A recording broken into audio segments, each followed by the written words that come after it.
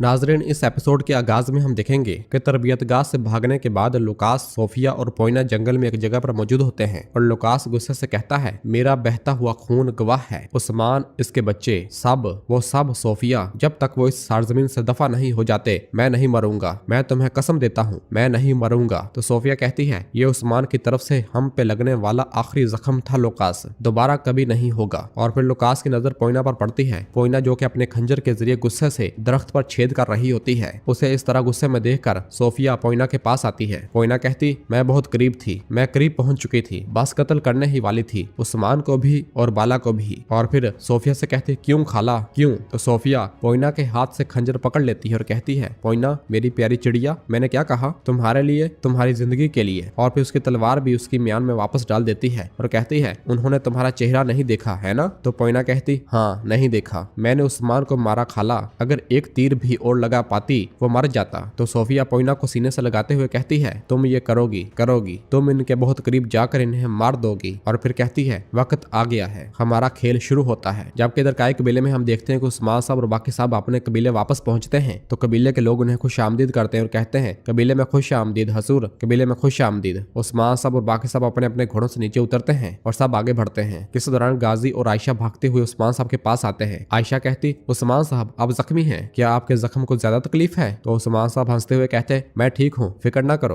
और फिर गाजी आयशा से कहता, आयशा तुम क्यों लोगों के सामने पूछ रही हो कि आपका जख्म तकलीफ देता है? वो अजीम तरीन रियासती सरदार है, तकलीफ हो तो भी वाजे नहीं करते। जिस पर आयशा खामोश हो जाती है और उस्मान साहब हंसने लग जाते हैं। और फिर गाजी से प्यार करते हुए कहते हैं, जरा दिखाओ तो क्या तुम ये बात कैसे जानते हो? तो गाजी कहता, मैं जानता हूँ उस्मान साहब, मैं जानता हूँ, आज कव्वे की खुराक नहीं रियासत की सरबराही है। यह सुनकर उस्मान साहब कहते, देखो तो सही, तुम्हें ये कौन सिखाता है? जरकुताए, क्या तुम सिखाते हो? तो जरकुताए कहता, जो लोग भेड़ियों के साथ वक्त गुजारते हैं वो सीख जाते हैं हजूर। तो उस्मान साहब हंसते हैं। और फिर सरोजा उस्मान साहब से पूछता, हजूर लुकास या सोफिया के बारे में कोई मालूमात है? तो उस्मान साहब कहते हैं, हमने सोफिया के ठिकाने और इसके सिपाहियों को तबाह बर्बाद कर दिया है, फिलहाल तो वो भाग गए हैं, लेकिन सोफिया और लुकास इन जमीनों से दफा हो जाएंगे। इनके शराकतदार करासी साहब भी अपने किए की अदायगी करेंगे, बिल्कुल भी फिक्र ना करो। तो सरोजा कहता, इंशाल्लाह। और फिर उस्मान साहब कहते हैं, चलो शाबाश, जिरगा मुनक्कद करते हैं और अंदर की जानिब रवाना हो जाते हैं।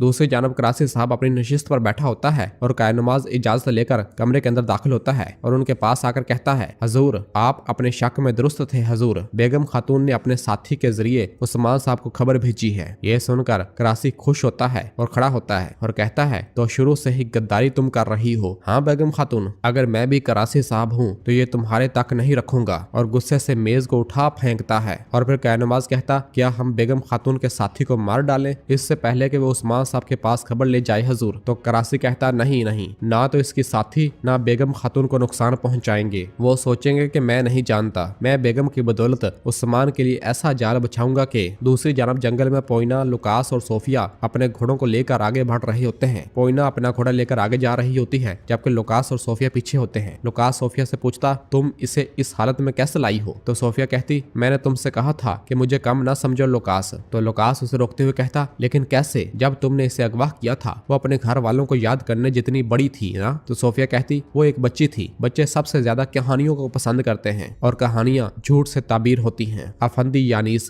यानी जो सोफिया का बाप था, अफंदी यानीस के तालिब इल्मों में से मार्टिन ने इसे सब कुछ भुला देने के लिए दवाई तैयार की। और फिर फ्लैश बैक सीन दिखाया जाता है जब सोफिया हलीमा को पकड़ कर लाई थी और हलीमा पूछ रही थी, बाबा कहाँ है, मामा कहाँ है? और सोफिया उसके कमरे में दाखिल होती है और उसे देखकर कहती, पोइना क्या तुम जाग गई हो? तो हलीमा कहती, मेरा नाम हलीमा है। तो सोफिया कहती, तुम्हारा नाम पोइना है, और उसके लिए दूध लाई थी। और फिर उससे कहती, क्या तुम्हें भूख लगी है? मैं तुम्हारे लिए दूध लाई हूँ। और इस तरह सोफिया ने वो दवाई उसके दूध में मिला दी थी और वो दूध वाला गिलास लेकर हलीमा के पास आती है और उससे कहती है, देखो अगर तुम ये पीती हो तुम्हारे बाबा आएंगे, तुम पियोगी ना? तो हलीमा हाँ में सर हिलाती है और इस तरह सोफिया वो दवाई मिला दूध हलीमा को पिला देती है और कहती है, थोड़ा सा रह गया है, जल्द ही तुम्हें कुछ भी याद नहीं होगा, तुम्हारी तकलीफ दूर हो जाएगी। इस मंजर के बाद लुकास सोफिया से पूछता, अच्छा तो क्या तुम्हें यकीन है कि वो सब कुछ भूल गई है? अगर उसे याद हुआ तो सोफिया कहती, ये कभी भी नहीं होगा लुकास। पोइना मुझसे खून से वाबस्ता नहीं है, इससे ज्यादा मजबूत किसी चीज से वाबस्ता है। और फिर उसकी जानब देखते हुए कहती है, और वो है मोहब्बत।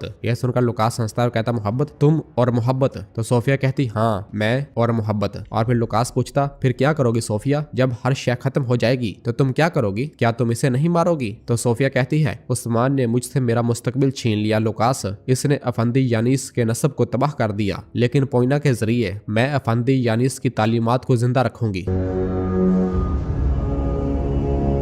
और फिर रात के वक्त काय के बिल्ले में सब लोग उस्मान साहब के पास मौजूद होते हैं और उस्मान साहब अपनी तलवार निकालते हुए कहते हैं, हम कराची के साथ हालत जंग में हैं, ये मैदान जंग में होगा, लेकिन कराची पर भरोसा नहीं किया जा सकता। अपने मफादात के लिए वो हम पर दूसरी जगहों से हमला कर सकता है, इसलिए जहाँ भी हमारा परचम लहराता है, हमारे तमाम शहरों, कबीलों और किलों में अपने लोगों और सिपाहियों के साथ मिलकर हम ज्यादा मोहतात रहेंगे। सब कुछ तैयार करो। तो सिपाही कहते हैं, जैसे आपका हुक्म हजूर, जैसे आपका हुक्म। और फिर उस्मान साहब कहते हैं, सूरज निकलने के बाद हम कराची के खिलाफ लड़ेंगे। तो सब कहते, जो हुक्म हजूर। और फिर उस्मान साहब कहते, अगर वो हमारा सामना करे तो अच्छा होगा, लेकिन अगर ना किया तो हम इसकी हर जायदाद पर हमला करेंगे। और फिर इसी दौरान यागीज़ सिपाही इजाजत लेकर अंदर दाखिल होता है और कहता है, हजूर यूसुफ साहब वो आपसे अंदर आने की इजाजत मांग रहे हैं। उस्मान साहब कहते, उसे आने दो। और फिर यूसुफ अंदर दाखिल होता है और आकर कहता है, हजूर मेरी बहन बेगम खातून की तरफ से खबर आई है, इसने अपना मावन कबीले में भेजा है। उस्मान साहब पूछते, उसने क्या कहा? तो यूसुफ बताता है, कौंसल में कराची साहब ने कहा है कि अगर उस्मान साहब मैदान जंग चाहते हैं तो मैं फैसला करूंगा कि ये किस मैदान में होगी। इसने अपनी करारगाह या सुव्वक के करीब बनाई है मेरे हजूर। यह सुनकर उस्मान साहब कहते हैं, क्या ऐसा है? तो वो मैदान जंग को कबूल करता है। और फिर बाहियान से कहते हैं, बाहियान साहब कल आप हमारी करारगाह या सुव्वा के करीब कायम करेंगे, फौज के आने तक करारगाह की हिफाजत आपके हाथ में है। तो बाहियान कहता, मैं अपनी जान कुर्बान कर दूंगा उस्मान साहब, आपका हुक्म पूरा होगा। और फिर उस्मान साहब कहते हैं, कल इन जमीनों की किस्मत का फैसला होगा। ये जंग हक की हदायत पर चलने वालों और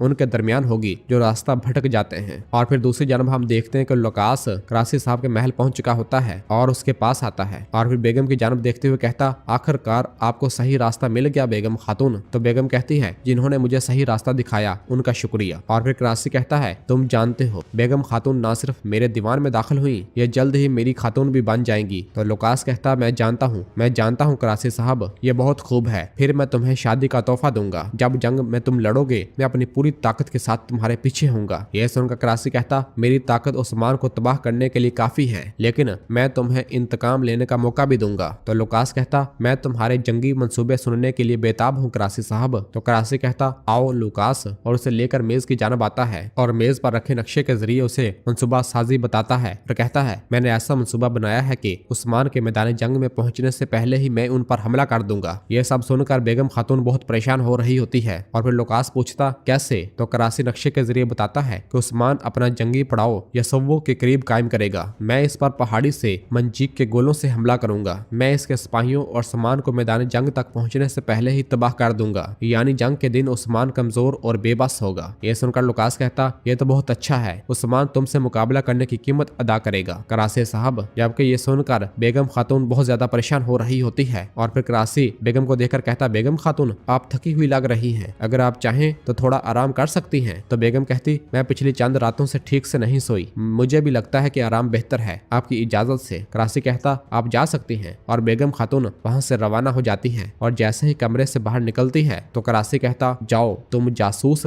जाओ और उस्मान को खबर पहुंचा दो। ये सुनते ही लुकास का बका रह जाता है और कहता है, ये आप क्या कह रहे हैं कराची साहब, क्या आप बेगम खातून गद्दार है? तो कराची हाँ में सर हिलाता है। तो लुकास कहता, फिर ये सब खेल है, कोई हमला नहीं होगा। कराची कहता, हम हमला करेंगे, लेकिन ये हमला तुम करोगे। उस्मान सोचेगा कि मैं हमला करूंगा, लेकिन मैं सिर्फ इसका वक्त जाया करूंगा। जंगी पड़ाव पर हमला करने वाले तुम होगे लुकास। ये सुनकर लुकास बहुत खुश हो जाता है। और नाजरीन इसी जगह पर एपिसोड भी खत्म करते हैं। मिलते हैं बहुत जल्द अगली एपिसोड के साथ। वीडियो को लाइक कर दें और जिन दोस्तों ने अभी तक चैनल सब्सक्राइब नहीं किया वो जल्दी से चैनल सब्सक्राइब कर दे और बेल आइकन यानी घंटी वाले निशान को भी प्रेस कर दे ताकि आने वाला